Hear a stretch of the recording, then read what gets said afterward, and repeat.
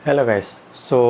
जैसा कि मैंने कल एक वीडियो अपलोड करा था, तो आप लोगों का काफ़ी अच्छा रिस्पांस आया इस पर और काफ़ी सारे मेल मैसेजेस और कमेंट आए हैं मेरे पास कि जो शिफ्ट है कौन सी टफ़ थी उसको लेकर भी, और जो कट ऑफ है उसको लेकर भी। तो उसके बारे में आपको मैं एक सैम्पलिंग डेटा आपके सामने रखना चाहता हूँ, जो कि one of the my colleague है जिनका एक अच्छा खासा चैनल है।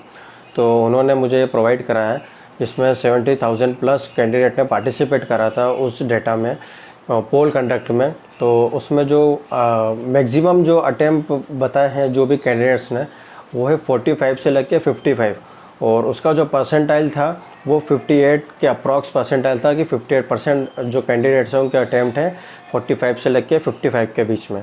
तो अब जो मैंने लास्ट टाइम वीडियो बनाया था उसको लेकर काफ़ी सारे कैंडिडेट बोल रहे थे आपको कैसे पता कौन सी शिफ्ट ईजी है, कौन सी शिफ्ट टफ़ है और कौन कितना कट ऑफ जाने वाला है। तो अभी 7 अगस्त का पेपर नहीं हुआ, तो आप सब कैसे बता सकते हो। तो उसके पीछे मैं आपको 2-3 रीज़न देना चाहूँगा। जैसा कि मैंने आपको बताया लास्ट वीडियो में कि लास्ट ईयर का पेपर जो हुए थे पहले और बाद में, उनका जो लेवल था सेम रखा गया था। तो उस वजह से जो कट ऑफ था वो भी उन्होंने इक्वलाइट कर दिया था।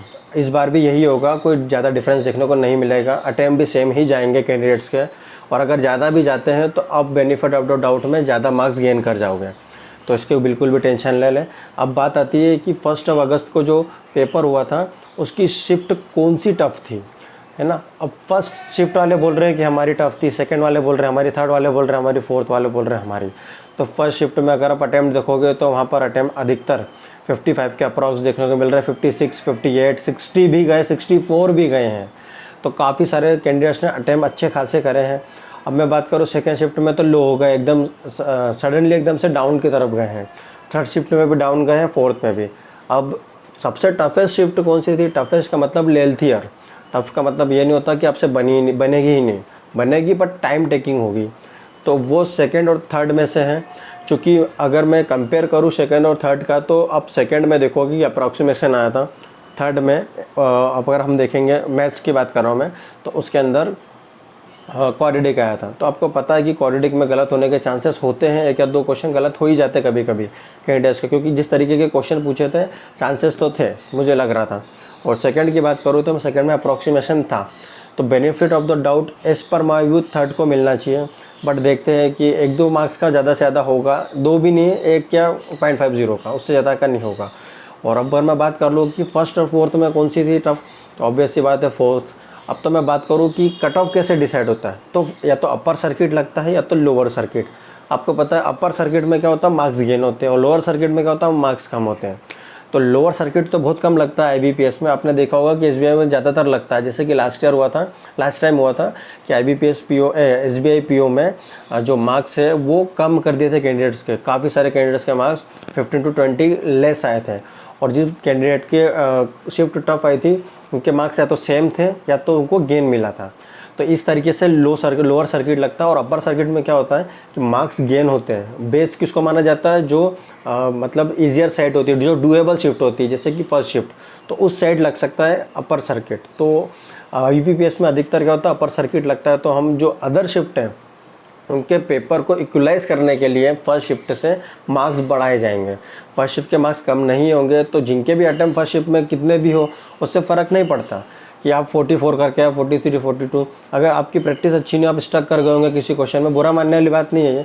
अगर आप स्टक कर गए होंगे तो लो अटैम्प्ट हो गए होंगे।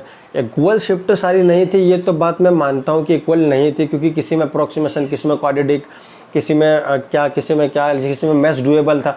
फर्स्ट शिफ्ट में मैथ्स काफ़ी डूएबल था, लोगों ने 30 प्लस करके आए हैं काफ़ी सारे। और सेकंड शिफ्ट और थर्ड शिफ्ट, फोर्थ शिफ्ट में देखो तो आप मैथ्स के अटैम्प्ट ही नहीं गए इतने। जिसने मैथ्स ने टाइम दे दिया, अगर 40 आउट ऑफ 40 भी कर लिए बाय चांस, तो रीजनिंग में अटैम्प्ट भी नहीं कर पाया। फर्स्ट शिफ्ट ऐसी थी अकेली जिसमें रीजनिंग और मैथ्स दोनों डूएबल दिए थे कि आप उसको इक्वल कर सकते थे और 60 के अप्रॉक्स या 55 के अप्रॉक्स कर सकते थे। तो मैं वो बेस को मानकर मैंने वो लास्ट वाला वीडियो बनाया था। अब कट ऑफ की बात करूँ तो मैंने जैसे आपको बताया कि लोअर या एवरेज स्टेट से आप 45 प्लस है किसी भी स्टेट से, आप तो वो आप लोअर या मतलब एवरेज वाले में, तो आप उसको सेफ मान सकते हो। और अगर हायर साइड में हो आप तो 48 प्लस, 50 प्लस। और हरियाणा और पंजाब का मैं कुछ नहीं बोल सकता, क्योंकि काफ़ी हाई कट ऑफ देखने को मिल सकता है 55 तक। 55, 56 जाएगा, उससे ज़्यादा नहीं जाएगा। बिल्कुल भी लोड लेने की ज़रूरत नहीं, इससे ऊपर बहुत कम देखने को मिलेगा।